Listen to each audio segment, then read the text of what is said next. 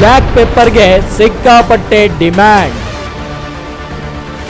ಅಡಿಕೆಯನ್ನು ಬೇರಿಸುತ್ತಾ ಸಾಂಬಾರು ಪದಾರ್ಥ.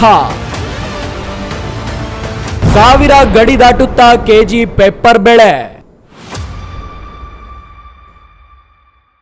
ಅದು ಒಂದು ಕಾಲದಲ್ಲಿ ಮಲೆನಾಡು ರೈತರ ಮೂಲ ಬೆಳೆ.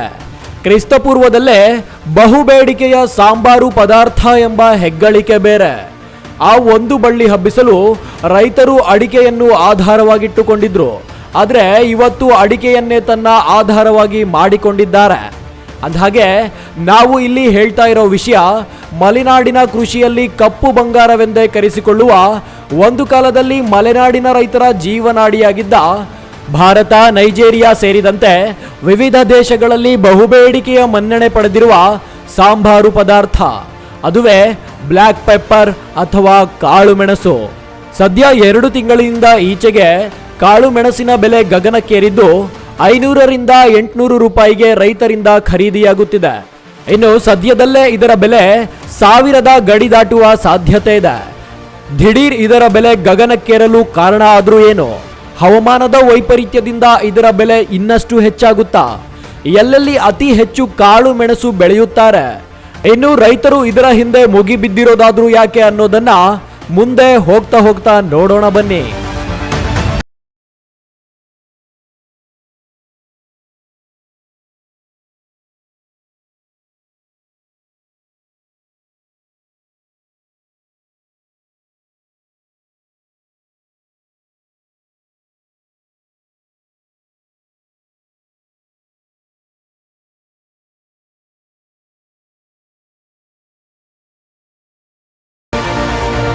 ಹೆಚ್ಚಿದ ಬೇಡಿಕೆ, ಪೂರೈಕೆ ಕೊರತೆ.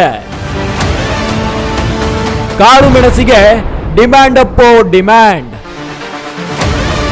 ಮಲೆನಾಡು ಕಾಳು ಮೆಣಸು ಬೆಳೆದ ರೈತರಿಗೆ ಈ ಬಾರಿ ವರ್ಷವೆಲ್ಲ ಯುಗಾದಿ. ಕಳೆದ 2 ವರ್ಷಗಳಿಂದ 40% ದರ ಏರಿಕೆ ಕಂಡಿರುವ ಕರಿಮೆಣಸು ಪೂರೈಕೆ ಕೊರತೆ ಮತ್ತು ಬೇಡಿಕೆ ಹೆಚ್ಚಳದ ಪರಿಣಾಮ ಮತ್ತಷ್ಟು ದುಬಾರಿಯಾಗುವ ಸಾಧ್ಯತೆ ಇದೆ. ಕಾಳು ಮೆಣಸು ದರ ಕೆಜಿಗೆ 900ರಿಂದ 1100 ರೂಪಾಯಿವರೆಗೆ ಏರಿಕೆಯಾಗುವ ಸಾಧ್ಯತೆ ಇದೆ. ಇನ್ನು ಕರ್ನಾಟಕದಲ್ಲಿ ಹವಾಮಾನ ಬದಲಾವಣೆ, ಅಕಾಲಿಕ ಮಳೆ, ಬೆಳೆಗೆ ರೋಗ ಬಾಧೆ ಅನೇಕ ಕಾರಣಗಳಿಂದ ಬೆಳೆ ಕುಸಿತವಾಗಿದೆ. ವಿಯೆಟ್ನಾಂ, ಬ್ರೆಜಿಲ್ನಂತಹ ಹೆಚ್ಚು ಕರಿಮೆಣಸು ಬೆಳೆಯುವ ದೇಶಗಳಲ್ಲಿ ಬೆಳೆಯ ಪ್ರಮಾಣ ಗಣನೀಯವಾಗಿ ಕುಸಿದಿದೆ.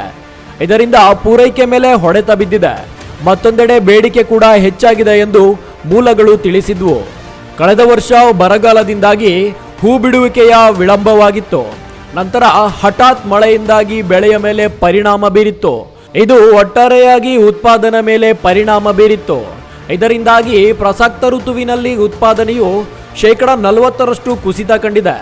ಇನ್ನು ಈ ಕಾಳು ಮೆಣಸು ಬೆಳೆಯನ್ನು ಎಲ್ಲೆಲ್ಲಿ ಹೆಚ್ಚಾಗಿ ಬೆಳೆಯುತ್ತಾರೆ, ಯಾವ ಹವಾಮಾನ ಬೇಕು, ಎಲ್ಲೆಲ್ಲಿ ಈ ಬೆಳೆ ಈಗ ಬೆಳೆಯುತ್ತಿದ್ದಾರೆ ಅನ್ನೋದನ್ನ ನೋಡೋಣ ಬನ್ನಿ.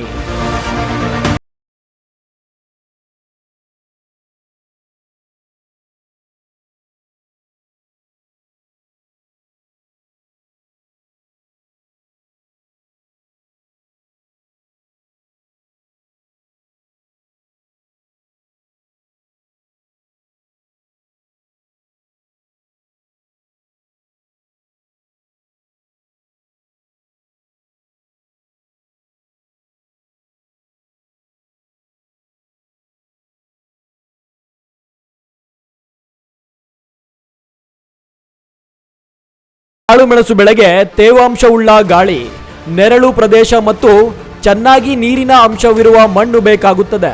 ಪಶ್ಚಿಮ ಘಟ್ಟಗಳು ಮತ್ತು ಸುತ್ತಲಿನ ಪ್ರದೇಶಗಳಲ್ಲಿ ಕರಿಮೆಣಸು ಉತ್ಪಾದನೆಗೆ ಪೂರಕವಾದ ವಾತಾವರಣ ಇದೆ. ಅದರಲ್ಲೂ ಶಿವಮೊಗ್ಗ, ಚಿಕ್ಕಮಗಳೂರು, ಕೊಡಗಿನಲ್ಲಿ ಈ ಬೆಳೆಯನ್ನು ಅತಿ ಹೆಚ್ಚಾಗಿ ಬೆಳೆಯುತ್ತಾರೆ. ಇಷ್ಟಾದರೂ ಕರ್ನಾಟಕದ ಅತಿ ಹೆಚ್ಚು ಕರಿಮೆಣಸು ಬೆಳೆಯುವ ಪ್ರದೇಶಗಳಾದ ಕೊಡಗು, ಚಿಕ್ಕಮಗಳೂರಿನಲ್ಲಿ ಹವಾಮಾನ ಬದಲಾವಣೆಯ ಹೊಡೆತ ಬಿದ್ದಿದೆ. ಇದರಿಂದಾಗಿ ಬೆಳೆಯಲ್ಲಿ ಸ್ಥಿರತೆ ಕಾಯ್ದುಕೊಳ್ಳುವುದು ಕಷ್ಟಕರವಾಗಿ ಪರಿಣಮಿಸಿದೆ. ಮಣ್ಣಿನಲ್ಲಿ ತೇವಾಂಶದ ಮಟ್ಟ ಏರುಪೇರಿನಿಂದಾಗಿ ಶಿಲೀಂಧ್ರ ಸೋಂಕುಗಳು ಹೆಚ್ಚಾಗಿವೆ. ಇದು ಬೆಳೆ ಕುಸಿತಕ್ಕೆ ಕಾರಣವಾಗಿದ್ದು ಅದೆಷ್ಟೋ ರೈತರು ಕೈಗೆ ಬಂದ ತುತ್ತು ಕಳೆದುಕೊಂಡಿದ್ದಾರೆ. ಇನ್ನು ಮುಂದಿನ 2 ತಿಂಗಳುಗಳವರೆಗೆ ಹೊಸ ಬೆಳೆ ಮಾರುಕಟ್ಟೆ ಪ್ರವೇಶಿಸುವ ಸಾಧ್ಯತೆ ತುಂಬಾ ಕಡಿಮೆ. ಈ ಪೂರೈಕೆ ಬಿಕ್ಕಟ್ಟು 100% ಮುಂಬರುವ ತಿಂಗಳುಗಳಲ್ಲಿ ಹೆಚ್ಚಾಗುವ ಸಾಧ್ಯತೆ ಇದೆ. ಅದೇನೇ ಇದ್ರೂ ಇದು ಕರಿಮೆಣಸಿನ ಬೆಲೆ ಮೇಲೆ ಪರಿಣಾಮ ಬೀರಲಿದೆ. ಕಾಳುಮೆಣಸು ಬೆಲೆಯು ವಿಪರೀತ ಏರಿಕೆಯಾಗಲಿದ್ದು ಸದ್ಯದಲ್ಲೇ ₹1,000 ಗಡಿ ದಾಟುವ ಸಾಧ್ಯತೆ ಇದೆ. News room Kannada medium 24x7.